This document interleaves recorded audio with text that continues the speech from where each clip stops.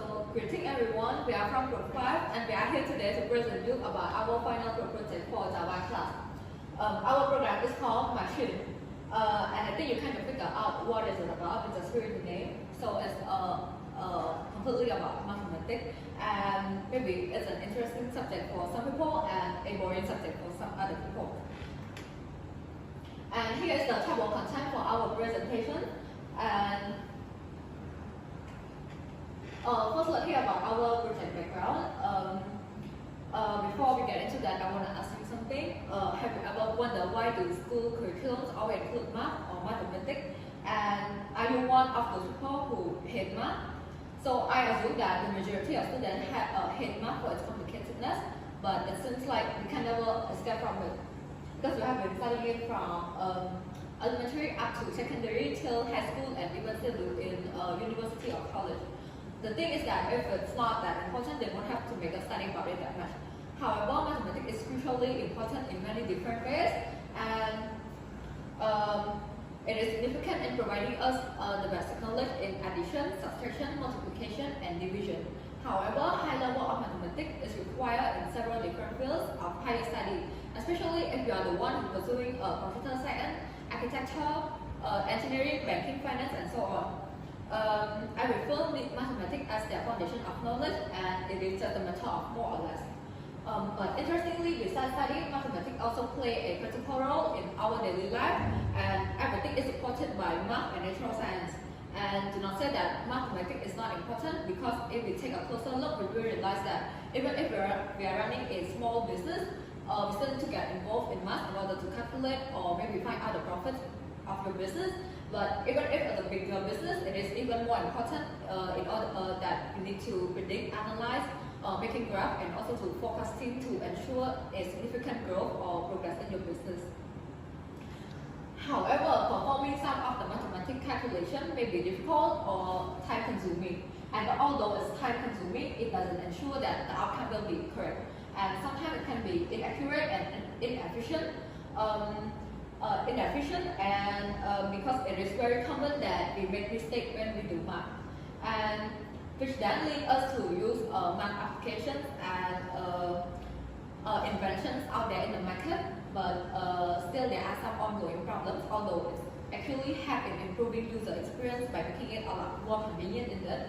But one of the common issues that the user still has to go through is has to do with the internet connection, and it requires quite a strong connection in order to proceed, and or else it won't work out. And this is why our team is motivated to develop something which gives you different but friendly experience for the end users. So, ladies and gentlemen, we would love to introduce you to our newly developed program called Mathchine. Mathchine is a console-based program that can perform complex math and can be integrated into a development of math application. It is also designed to be your go-to tool for solving and quickly modeling math-related courses or career in a more convenient and efficient manner. As for now, we are only focusing on 4 math functions, which my teammate will know more about it soon. However, there will be a lot more in the future development. And the 4 math functions that we have chosen for the current progress are the necessary ones which we think can be very helpful for the users. And that include quadratic, complex probability, and vector. So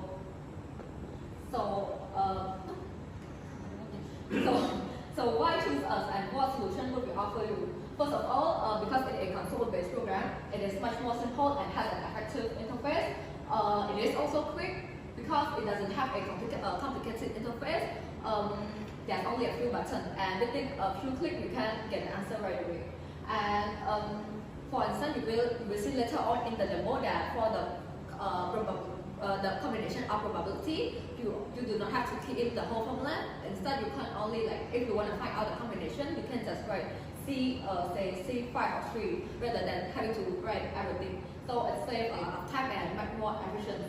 And we are also putting it as an open source code for programmer as well. And it's a lot more easier, and which means that it can be be integrated or implemented as a part of Math application development, and coders do not have to code from scratch or waste their time and energy, and it also saves a lot of money since it's free open source. And additionally, users also have a chance to modify or make changes to the code based on their environment need, and this is also to ensure that the system will be up to date.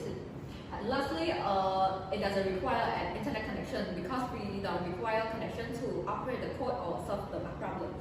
So unlike any other apps out there in the market, for example, Photomath kind of require a strong internet connection to proceed.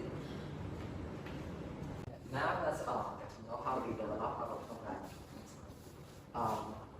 And we will follow the software development life cycle. So first off, let's talk about planning. Let's figure out which math function we want to include in our program. We have vector, which we can be seen used in navigation program, like plane traffic or describing wind condition, and probability. We can be seen mostly used in business analysis and or to find certain scenario in their business. And quadratic is used mainly in engineering and agriculture and science, for instance, to find the area of enclosing space and loss of product. And complex is used in engineering and computer science field. Then we start to build the function flow, which is getting input, which is making the formula work. For example, like vector, like it requires user to input more than 2 answers, unlike some other function. And then we try to make the function to take the input into the correct formula and print out the correct result. And for the next step, for our system analysis, let's take a look at probability. Well, instead of this, we have to make our program understand and calculate the right way, which for this combination, which requires us to find factorial of n and a. So which means we have to write a program that a function that calculates the factorial of n and a first, so that we can take those results and find the result of combination of n and a, or commutation of n and a. And as for quadratic, we have to put in certain condition if our statement for 3 conditions, like for if delta is bigger than 0 or equal to 0 and then smaller than 0. And then the program will take those input and find the root to each condition. And similarly to complex and vector. And for the next step is our flow chart. We try to make to simplify it so that it is easier for you guys to understand. First, our main class is Mathchine, and then go to mod, and then main. So in main, user is required to pick one of the 4 functions that we have now. If the user put vector, it has added small function that will need to calculate the vector function, and so are probability and quadratic. And moving on, for our system implementation and testing, well, the program runs on Java using the algorithm, the function that we show in the previous slide. And for the testing, yes, it gives out the expected output that cover all the possible cases. And next step is the system maintenance. As for now, since we have limited time, so we have only amount of time to add 4 functions, but for the more, we will be able, since it is a console-based program, we are able to add more functions and keep the system up to date quickly. And finally, for the future development, next slide. Like I said, there will be more necessary math functions that will be needed to add into our program, and also we can also implement the program into a grading tool so that it is more friendly user for both anyone that struggle with math and for teachers to correct it. And also we will be adding GUI so that it can print out graphs like we intended to be the program as. And finally,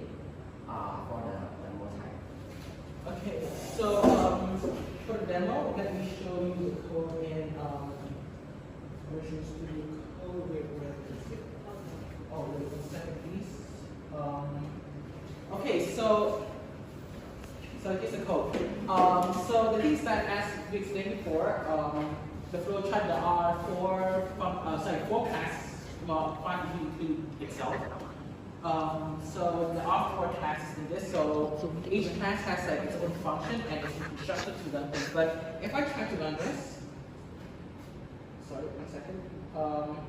So 1 second.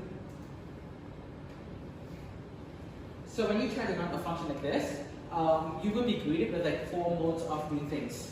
So first of all, it's vector calculation. So in the case of vector calculation, you are supposed to enter a of x, y of x, z of x, b of x, y of x, z of x. So let's say our examples 1, 2, 1, and 0, 5, 6.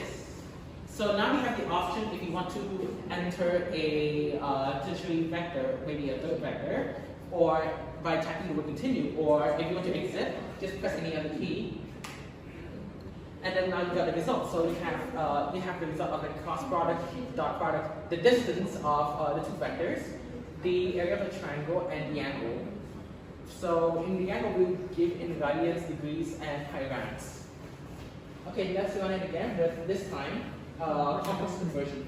So in complex conversion, there are 2 ways to do it. It's like, first of all, it's algebraic geometry, which is like the thing I'm going to do now. So in the case of algebraic geometry, give me 1 second, please. Is that if you add x's direction is 1, and it will give you like a reminder that the algebraic form is a plus b times I. So a being the real numbers, b being the imaginary part, bi being the imaginary part. So let's say we want 1. So from that, we can get the modulus, let's say 1.14 units, which is a 0.25 rad or pi over 4 rad, as expected. Geometric form, this is like what is supposed to be the geometric form for this. And again, if you try to reverse this thing, let's say if I go back to this calculation and to algebra, so if I say it's at 1.414 and the argument is 0.25, you get pretty much nearly the same result because, again, maybe this is because of like a rounding error, but it should receive this pretty much is equal to 1. So now let's do probability. So for probability, the thing is that you can enter n, which is like, I guess you could say the bigger number, in this case, say the total round number, and say r, which is the amount selected.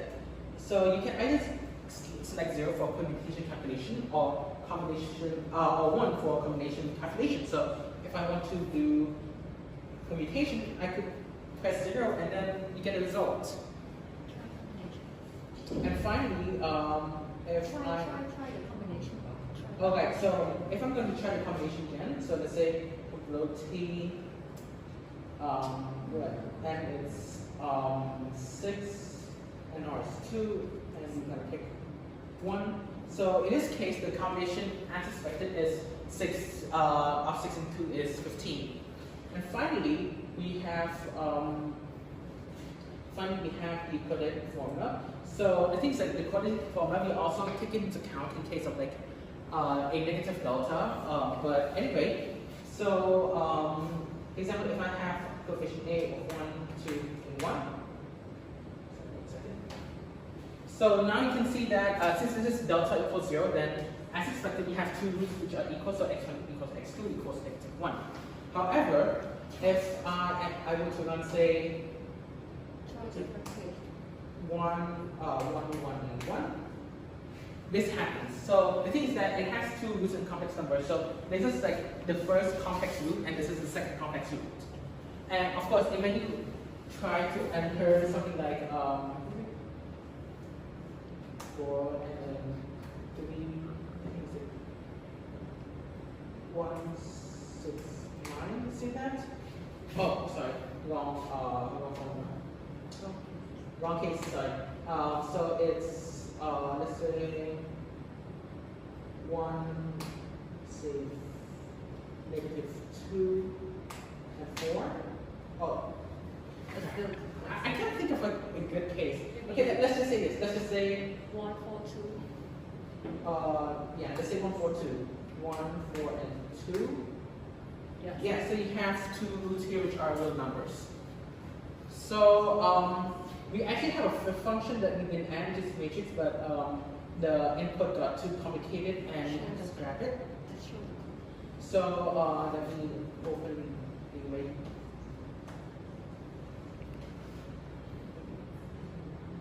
Where we multiplication Java, and this is like the code for the matrix. But again, we had issues picking in the input, so it's I wouldn't say it's short, but I guess you can say a work in progress because again, you can use it for future development if you need to. But yes, this is like how the code, I guess you can say, works in the matrix. And again, so let me now explain like the logic of the logic of the entire code. So first, then we have vector. So vector, of course, it starts with the input, but it means that we store each input as in an array. Or in this case, an array list because we are being flexible here.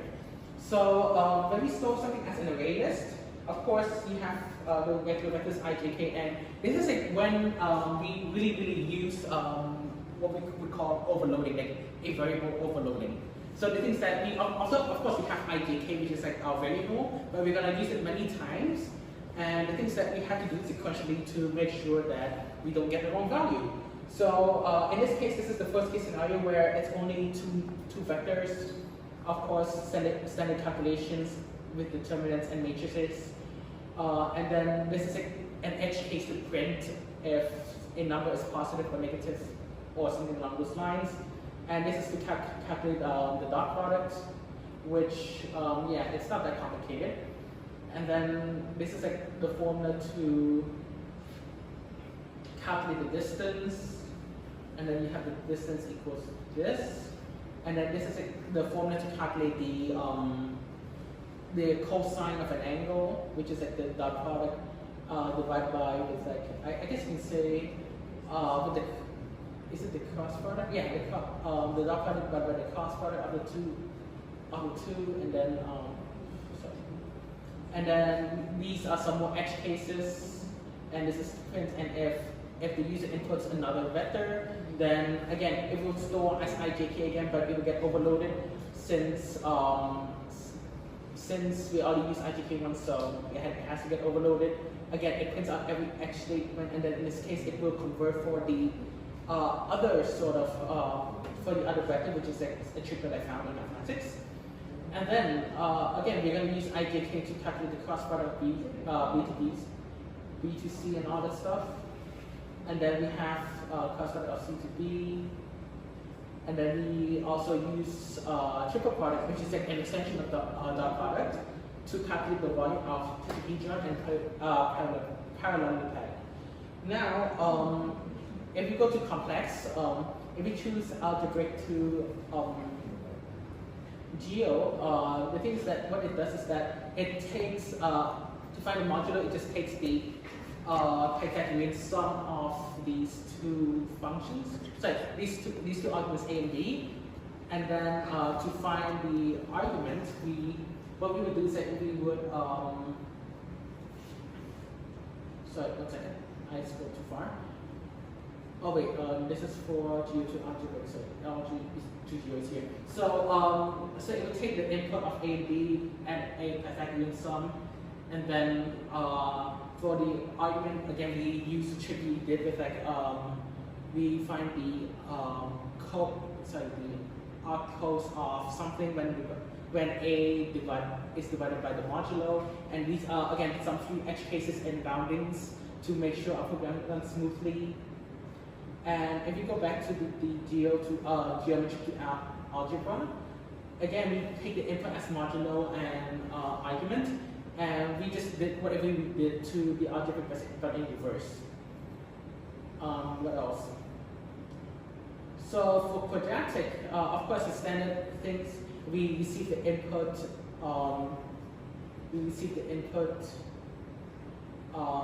of the user, and then we would calculate delta, then we write edge cases for in case delta is less than 0, equal to 0, or more than 0. And then accordingly, we go to each of the function, and then it will calculate by itself, and then it will return the value and print it in the constructor, I think. And finding probability is it's standard. It's like some for loops. It's like a nested, sorry, not a nested loop. It's a for loop, something a recursive for loop where each number multiplies a lower number of itself until it reaches 1. And then it would either divide it by r to or factorial, and then n minus r factorial. Sorry, r factorial if it's a combination, or not if it's a permutation. And yeah, I think this is like that's it. That's the entire code. Okay, so now I think this is it. Okay, so now since we're pretty much done with the code demo, we'd like to say thank you and ask if if you have any questions, please feel free to drop it in the discussion box. Thank you. Thank you.